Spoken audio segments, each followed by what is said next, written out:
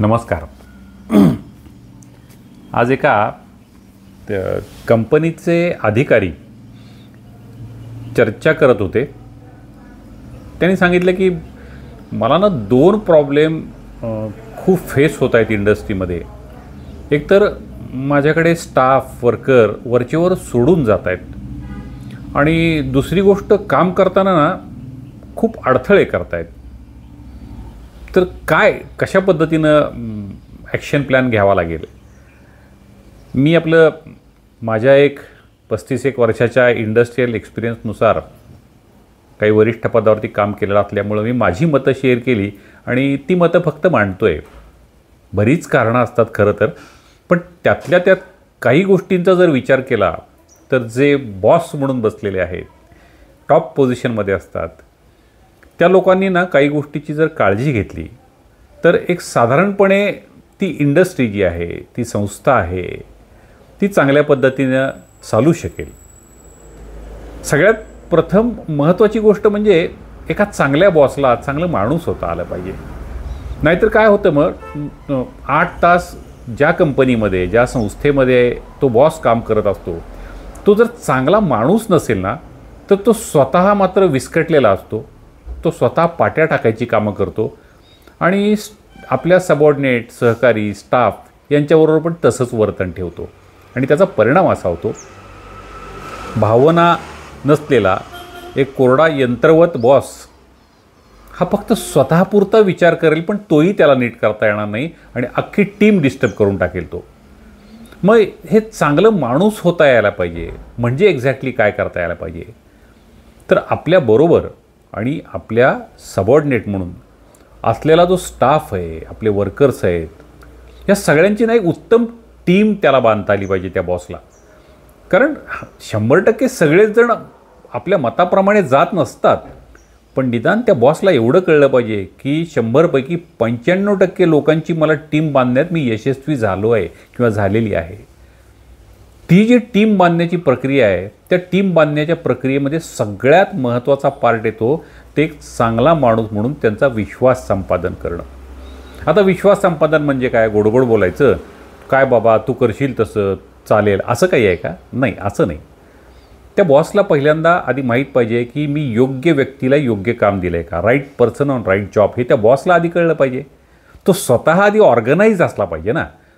त्या बॉसला माहीत पाहिजे की ही माझी संस्था मला कुठल्या दिशेनं घेऊन जायची आहे, मला एक्झॅक्टली काय रिझल्ट द्यायचे आहेत, का द्यायचे आहेत रिझल्ट्स, कसे द्यायचे आहेत, आणि ते करण्यासाठी ज्यांच्यामुळे मी हे रिझल्ट देणार आहे त्या माझ्या कंपनीतले सगळे लोक आहेत ना, ती माझी टीम मला बांधता आली पाहिजे पहिल्यांदा.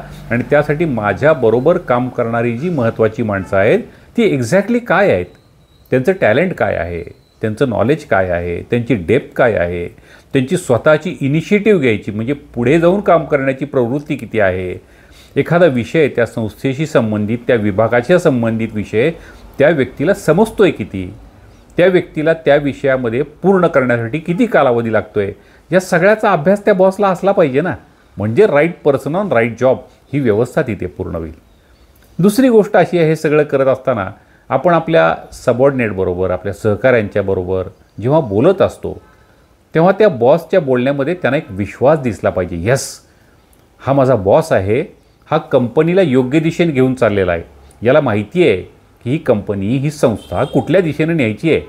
या कंपनीचं, या संस्थेचं यश, तिथल्या एम्प्लॉईंचं यश, त्यांचं सुख, त्यांचं समाधान हे कशात आहे याची क्लिअरिटी आधी त्या बॉसला आहे.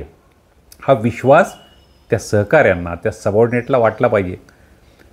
त्यासाठी त्या बॉसला नेहमीच आरडाओरडा करतोय, दंगा करतोय, चिडचिड करतोय, प्रत्येकावरती अविश्वास, तुझं असं आहे, तुझं तसं आहे, त्याच्या चुका, सतत लोकांच्या चुका काढण्यामध्ये कंटिन्युअस 8-10 तास चालले आहेत, हा एक अविश्वासाचा भाग झाला. दुसरा भाग जो आहे, त्या बॉसनी जे बोलतो आहे त्याप्रमाणे त्याचं स्वतःचं वर्तन आहे का.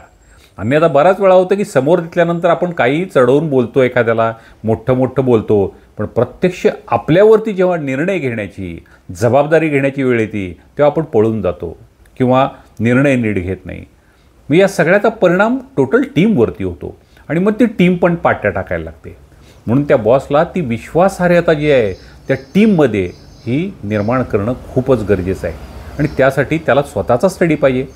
रोज माझं नॉलेज, माझं अपग्रेडेशन, कदाचित एखाद्या वेळेस 100% त्याच्याकडं नॉलेज नसेलही, पण त्या टीममधल्या योग्य लोकांच्याकडून मला हे काम करवून घ्यायचं आहे, कारण मी टीम लीडर आहे. आणि योग्य लोकांच्याकडून काम करून घेण्यासाठी मला ती टीम नीट बांधायची आहे.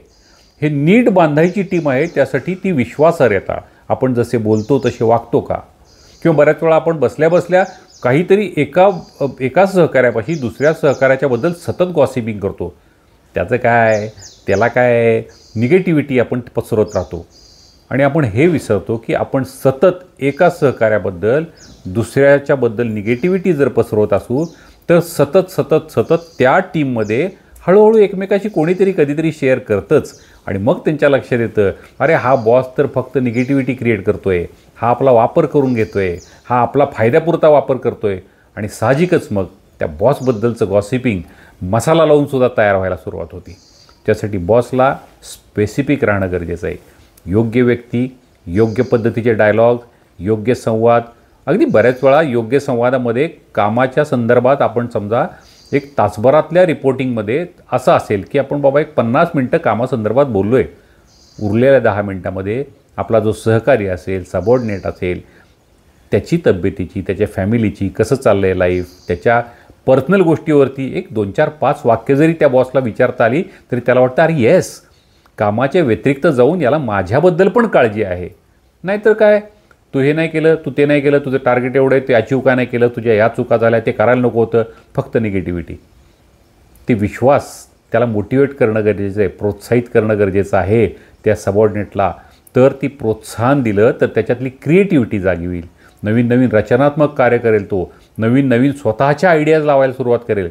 आणि ते जर नसेल तर पगारापुरतं काम ही भावना सगळ्या टीममध्ये तयार व्हायला पाहिजे, तयार होऊ लागते.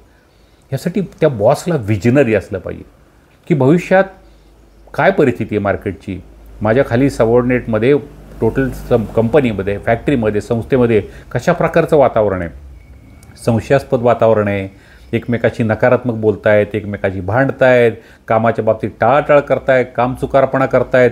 असं जर वातावरण असेल तर यथा राजा तथा प्रजा या उक्तीप्रमाणे त्या बॉसला पहिल्यांदा स्वतःला काहीतरी बदलायला पाहिजे आणि ॲक्शनमध्ये यायला पाहिजे की आधी माझ्यात बदल आणि मग माझ्या टीममध्ये मला हळूहळू सगळे बदल करणं शक्य होईल.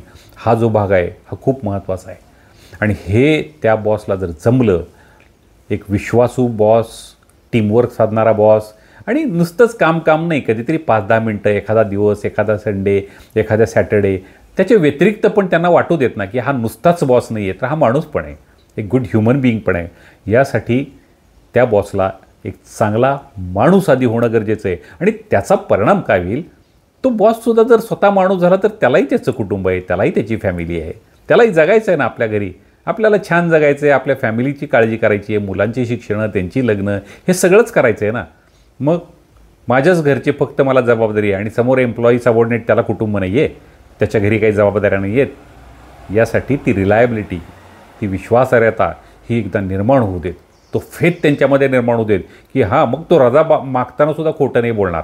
नाहीतर प्रत्येक रजेला जर बॉसचं तोंडच वाकडं असेल तर माणसं खोटं बोलायला सुरुवात करतात आणि मग सतत खोटेपणा, आणि मग एक खोट्याच्या नात्यावर उभी राहिलेली फॅक्टरी, ती संस्था काय यश मिळवणार आहे. तात्पुरतं यश दिसेल, सुरुवातीला सगळंच इम्प्रेसिव्ह वाटत असतं, पण लाँग टर्ममध्ये जर एखाद्या बॉसला सिद्ध करायचं असेल की yes, I am a good boss, त्या कंपनीच्यासाठी, त्या फॅक्टरीसाठी, त्या ऑर्गनायझेशनसाठी मी एक उपयुक्त व्यक्ती आहे, तर त्याला आधी चांगलं माणूस व्हायला पाहिजे. आणि एका चांगल्या विजनरी माणसाला त्या कंपनीची ध्येय, त्याला कुठं न्यायचं आहे, त्याचं प्रॉफिट काय असायला पाहिजे, हे वर्ल्ड काय सांगते, तिथलं मार्केट काय सांगते, माझ्याकडची माणसं कशी आहेत, या सगळ्याचा स्टडी त्यानं व्यवस्थित बसून रोजचा रोज केला तर ती कंपनी चांगलं काम करेल, तिथली माणसं आनंदात राहतील आणि मग टर्नओव्हर, ही माणसं सोडून जात आहेत, कामं टाळतायत, हे कमी प्रमाणात होईल. असं नाही 100% सगळंच बेस्ट होईल, 2, 4, 5% काहीही करा, खोड्या करणारे असतातच, पण निदान माझ्याकडे 95%, 97% मी माणसं नीट मेंटेन केलीत, हा विश्वास त्या बॉसला आधी स्वतःला आला पाहिजे. त्याला स्वतःला विश्वास आला तर ती फॅक्टरी त्या दिशेने जाणार आहे. या पद्धतीनं मग सगळं झालं, त्या कॉस्ट सेविंग, प्रोडक्शन, क्वालिटी, अमुक तमुक, त्या गोष्टी रुटीनच्या ज्या आहेत त्या आपण करतोच, पण हे सगळं करण्यासाठी बी ए गुड ह्युमन बिईंग, माणसाने माणसाशी माणसासम वागणे. हे एकदा फॉर्म्युला नीट कळला तर ती कंपनी सक्सेसफुल होईल आणि त्या बॉसचं आयुष्यसुद्धा सुखी होईल. धन्यवाद.